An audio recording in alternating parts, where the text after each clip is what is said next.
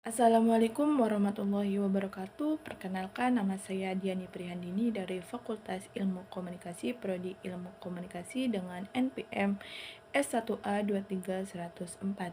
Di sini saya akan mempresentasikan hasil resume dari buku Pendidikan Kewarganegaraan karya Dr. Ujang Chandra SH MH MAP MIP.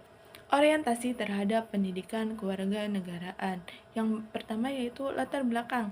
Latar belakang pendidikan kewarganegaraan atau civic education adalah bidang studi yang bertujuan untuk mendidik warga negara agar memiliki pengetahuan, keterampilan, dan nilai-nilai yang diperlukan untuk berpartisipasi aktif dalam kehidupan demokratis. Yang kedua ada pengertian dan tujuan pendidikan kewarganegaraan, yaitu adalah pendidikan yang mengingatkan kita akan pentingnya nilai-nilai, hak dan kewajiban seorang warga negara sehingga segala sesuatu yang dilakukan sesuai dengan tujuan dan cita-cita bangsa dan tidak menyimpang dari apa yang diinginkan. Selanjutnya yang ketiga adalah landasan pendidikan kewarganegaraan. Landasan pendidikan kewarganegaraan yaitu landasan landasan pendidikan kewarganegaraan adalah Pancasila. Pancasila sebagai dasar negara dan nilai-nilai yang terkait dengan kebangsaan Indonesia. Yang keempat ada Pancasila sebagai nilai dasar pendidikan kewarganegaraan. Sebagai dasar negara dan nilai-nilai yang terkait dengan kebangsaan Indonesia harus diintegrasikan dalam pendidikan kewarganegaraan. Nilai-nilai Pancasila seperti kebangsaan, demokrasi, keadilan,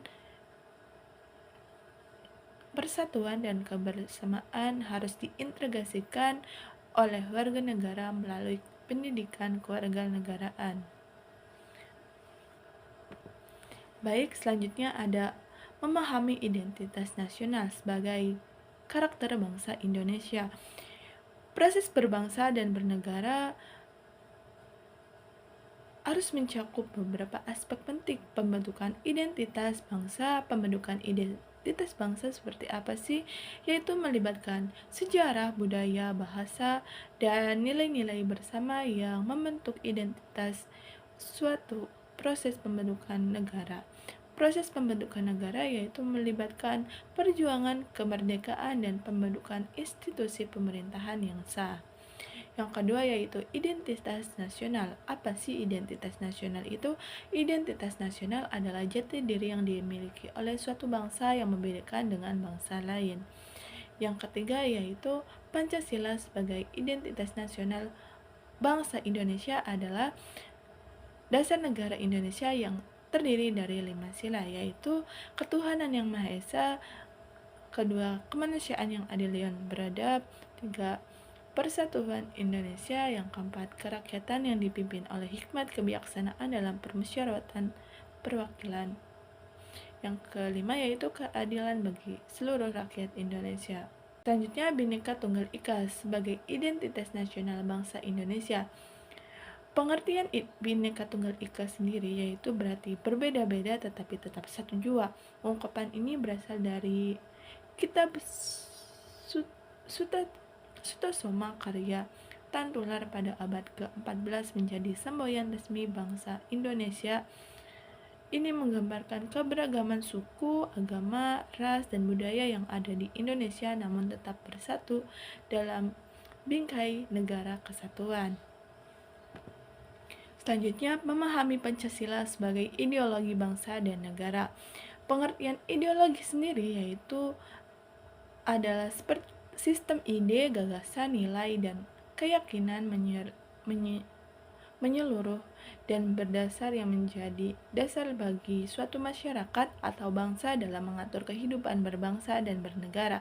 Ideologi berfungsi sebagai paduan bagi tujuan, arah, dan cara-cara yang digunakan dalam mencapai cita-cita bersama. Definisi ideologi: ideologi merupakan kumpulan konsep atau gagasan yang membentuk pandangan hidup suatu kelompok atau masyarakat. Ideologi menjadi dasar pemikiran yang mempengaruhi sikap, perilaku, dan orientasi politik masyarakat.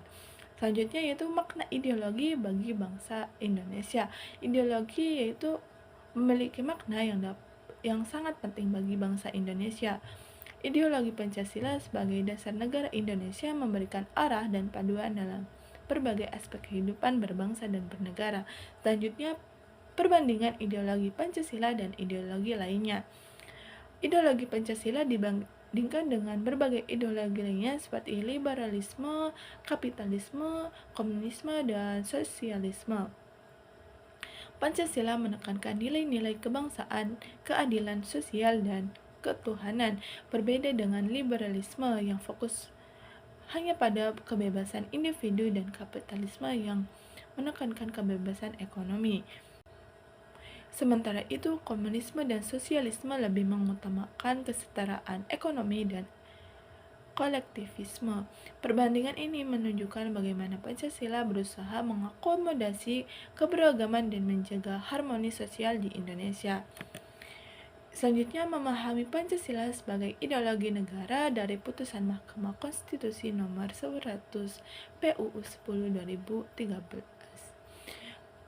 Putusan Mahkamah Konstitusi nomor 100 PUU 10 2013 membahas tentang pentingnya Pancasila sebagai dasar negara yang tidak bisa digantikan oleh konsep lainnya seperti 4 pilar kehidupan berbangsa dan bernegara.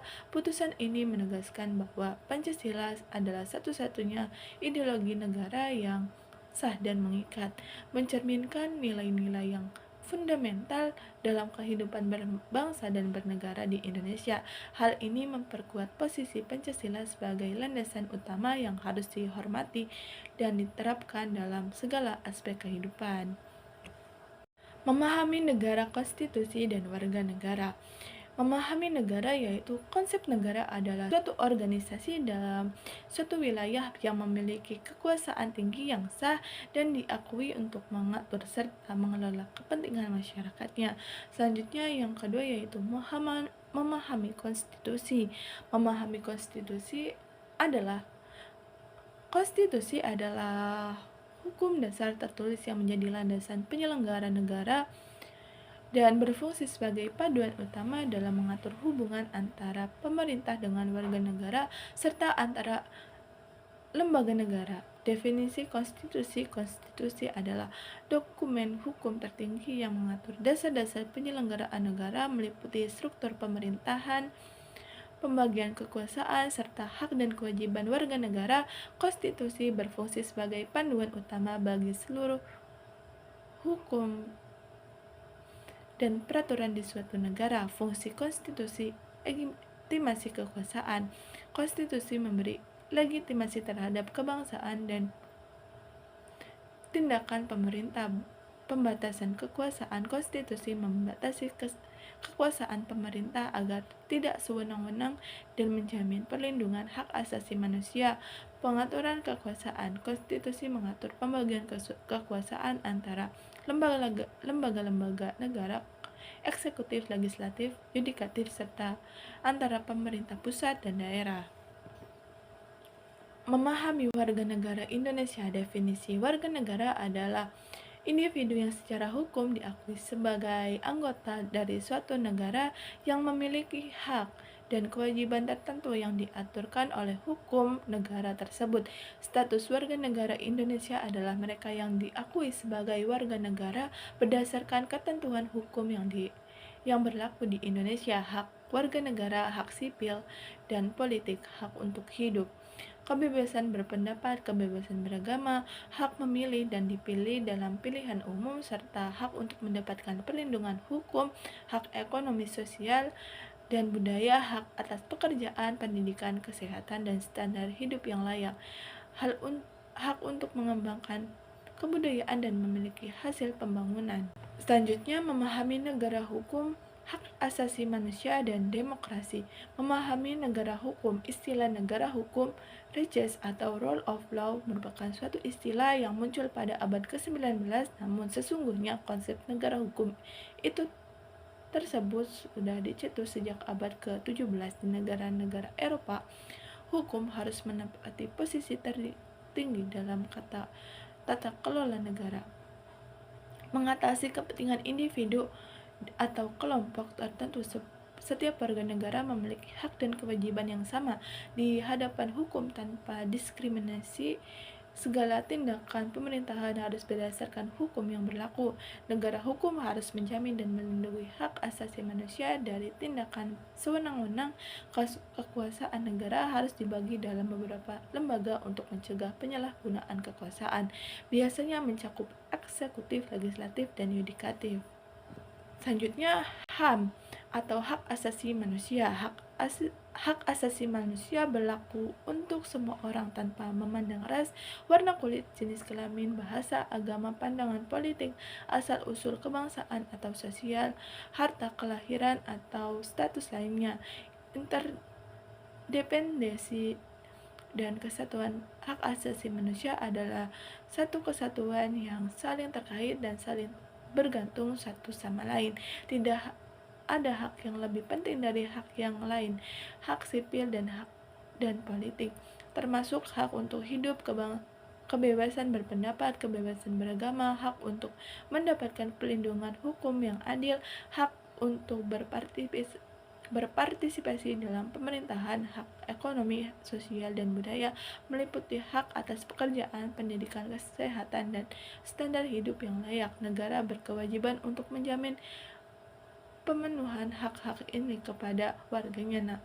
Non-diskriminatif, setiap individu berhak mendapatkan perlakuan yang adil dan tidak diskriminatif dalam segala aspek kehidupan. Negara harus menghapus segala bentuk diskriminasi, harus melindungi warga negara dari tindakan sewenang-wenang dan penyalahgunaan kekuasaan oleh pihak-pihak tertentu, termasuk pemerintah itu sendiri.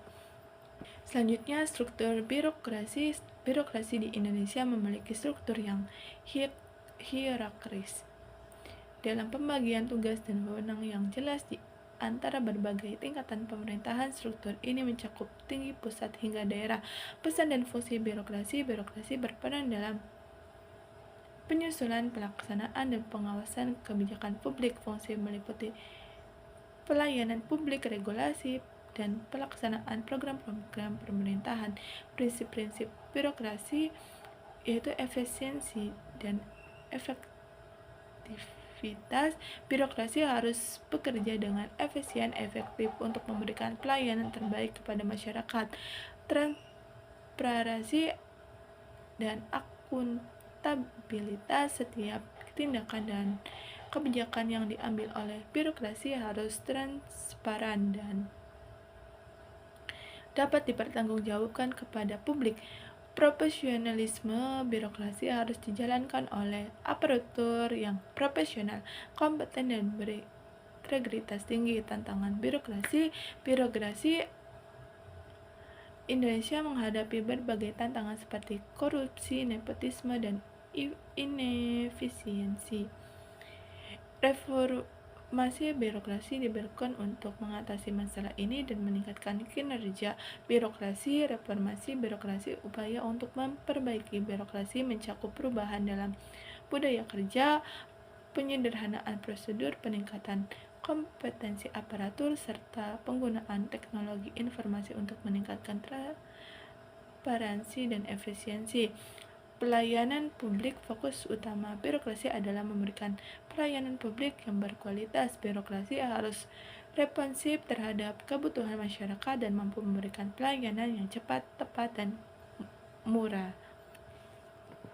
Selanjutnya, memahami wawasan Nusantara sebagai wawasan nasional Indonesia. Wawasan Nusantara adalah cara pandang dan sikap bangsa Indonesia mengenal diri dan lingkungan, yang mengutamakan persatuan dan kesatuan wilayah dalam penyelenggaraan kehidupan bermasyarakat, berbangsa, dan bernegara. Selanjutnya yaitu landasan wawasan Nusantara. Landasan wawasan Nusantara yaitu Pancasila sebagai ideologi bangsa Indonesia menjadi dasar utama wawasan Nusantara. Landasan konstitusional Undang-Undang 1945 yang merupakan konstitusi negara Indonesia. Landasan visional GBHN garis besar haluan negara yang memberikan panduan strategi untuk pembangunan nasional, landasan operasional, kebijakan, dan persatuan yang berlaku di Indonesia. Selanjutnya, hakikat wawasan Nusantara yaitu kesatuan dan keutuhan nasional. Ini berarti pandangan yang selalu menyeluruh dan utuh mengenai wilayah Nusantara dengan tujuan menjaga integritas dan kedaulatan negara. Setiap warga negara diharapkan untuk berpikir, bersikap, dan bertindak demi kepentingan nasional, bukan kepentingan individu atau kelompok tertentu. Selanjutnya, asas wawasan Nusantara. Asas kepentingan bersama mengutamakan kepentingan nasional di atas kepentingan pribadi dan kelompok. Asas keadilan, semua warga negara memiliki hak yang sama dalam segala aspek kehidupan. Asas kejujuran berpikir dan bertindak berdasarkan fakta dan kebenaran. Asas solidaritas, kepedulian dan negara sama antar warga negara tanpa memandang perbedaan. Asas kerja sama berdasarkan untuk bekerja sama dalam mencapai tujuan nasional. Asas kesetiaan terhadap negara dan keputusan bersama demi kemajuan bangsa. Selanjutnya, kedudukan wawasan Nusantara merupakan pandangan yang fundamental bagi bangsa Indonesia, mengingatkan posisinya yang penting dalam menjaga keutuhan bangsa dan kesatuan wilayah nasional. Ini berfungsi sebagai landasan dalam menyelenggarakan kehidupan nasional yang mencakup berbagai aspek seperti ekonomi, politik, sosial, budaya, pertahanan, dan keamanan yang semuanya berkaitan dengan kesatuan dan keutuhan wilayah Indonesia. Selanjutnya, fungsi wawasan Nusantara sebagai pedoman, motivasi, dan rambu-rambu dalam menentukan kebijakan, keputusan, tindakan, dan perbuatan bagi penyelenggara negara. Hal ini bertujuan untuk pemerintah di tingkat pusat dan daerah serta seluruh lapisan masyarakat. Selain itu, wawasan ini juga bertujuan untuk mencegah disorientasi dan penyimpangan dalam mencapai tujuan nasional. Selanjutnya, tujuan utama wawasan Nusantara adalah untuk mewujudkan rasa nasionalisme yang tinggi segala aspek kehidupan rakyat Indonesia. Ini berarti mengutamakan kepentingan nasional daripada kepentingan individu, kelompok, suku, atau daerah. Walaupun begitu, kepentingan tersebut tetap diakui dan dihormati selama tidak bertentangan dengan kepentingan nasional dan kepentingan masyarakat. Peningkatan rasa paham dan semangat kebangsaan dalam jiwa bangsa Indonesia adalah hasil dari pemahaman dan penghayatan terhadap wawasan Nusantara. Selanjutnya yaitu wilayah wawasan Nusantara dipengaruhi oleh konsep atas kepulauan, archipelagic principle, yang berarti pulau-pulau di Indonesia harus dilihat sebagai suatu kesatuan yang utuh dengan lautan sebagai penghubung, bukan pemisah. Ini sesuai dengan letak geografis Indonesia yang terdiri dari 17.508 pulau yang terletak di antara dua benua yaitu Asia dan Australia dan dua samudra Pasifik dan Hindia. Geopolitik dan geostrategi. Pandangan geopolitik Indonesia berdasarkan nilai-nilai ketuhanan dan kemanusiaan yang tercermin dalam pembukaan Undang-Undang 1945. Indonesia menolak segala bentuk penjajahan dan rasialisme serta komitmen dalam pembagian dunia dan kerjasama internasional. Posisi yang berkomitmen dan berdamai dunia dan kerjasama internasional. Posisi silang Indonesia: geografis, demografis, ideologis, politik, ekonomi, sosial, budaya, dan pertahanan keamanan. Memberikan peran strategis dalam geopolitik global, perkembangan wilayah Indonesia dan dasar hukumnya. Sejak kemerdekaan Indonesia telah mengembangkan konsep kewilayahan yang dinyatakan dalam Deklarasi Juanda pada 13 Desember 1957. Deklarasi ini menggantikan Ordonansi 1939 yang menetapkan batas laut teritorial sejauh 3 mil dengan memperluas menjadi 12 mil untuk memastikan kesatuan wilayah kepulauan Indonesia. Hal ini juga dipertegas dalam berbagai undang-undang dan perjanjian internasional seperti UNCLOS 1983 yang diakui oleh PBB. Selanjutnya, wujud wilayah Indonesia sebagai negara kepulauan memiliki wilayah terdiri dari ribuan pulau yang berhubungan dengan perairan, menciptakan kesatuan dan aspek politik, ekonomi, sosial, budaya, dan pertahanan keamanan geografisnya yang strategi diapit oleh 2 samudra Pasifik dan Hindia, serta 2 benua Asia dan Australia.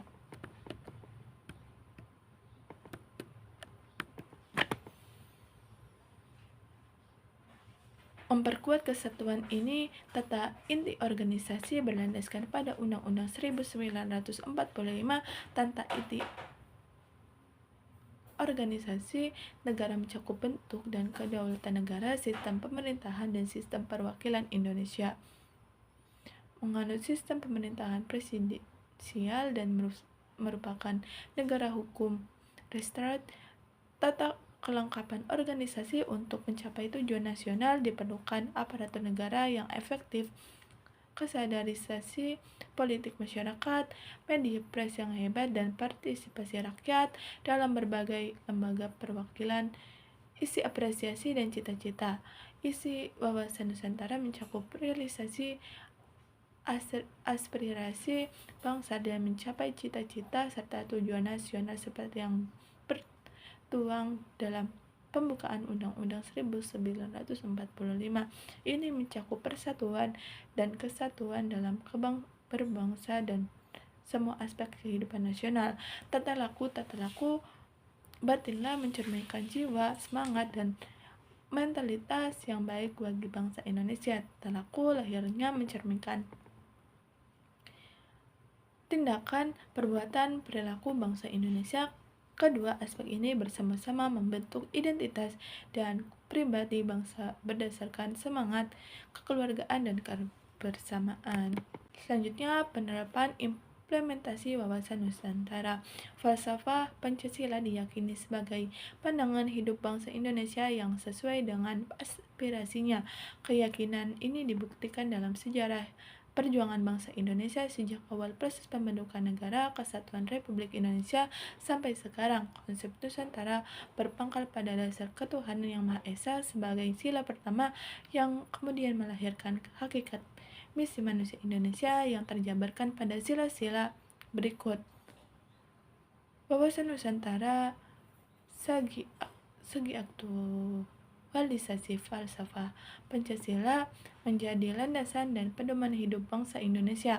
Dengan demikian, wawasan Nusantara menjadi pedoman bagi upaya mewujudkan kesatuan aspek kehidupan nasional yang menjamin kesatuan, persatuan, dan keutuhan, serta upaya untuk mewujudkan ketertiban dan perdamaian dunia. Selanjutnya yaitu ketahanan nasional.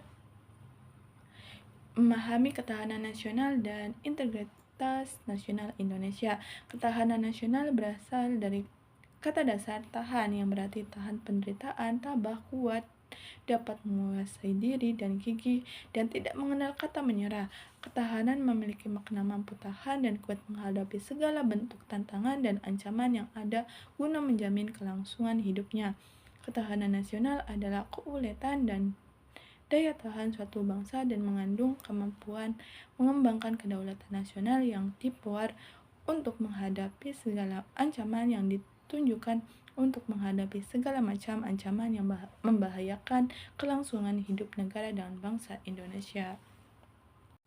Yang kedua, pengaruh ketahanan nasional. Ketahanan nasional mempengaruhi hak asasi manusia, aspek politik, aspek ekonomi, aspek sosial budaya, aspek pertahanan dan keamanan. Yang ketiga, integritas nasional adalah upaya menyatukan seluruh unsur suatu bangsa dan pemerintah dan wilayahnya. Mengintegrasikan berarti membuat atau menyempurnakan penyempurnaan dengan jalan menyatukan unsur yang semulanya berpisah-pisah.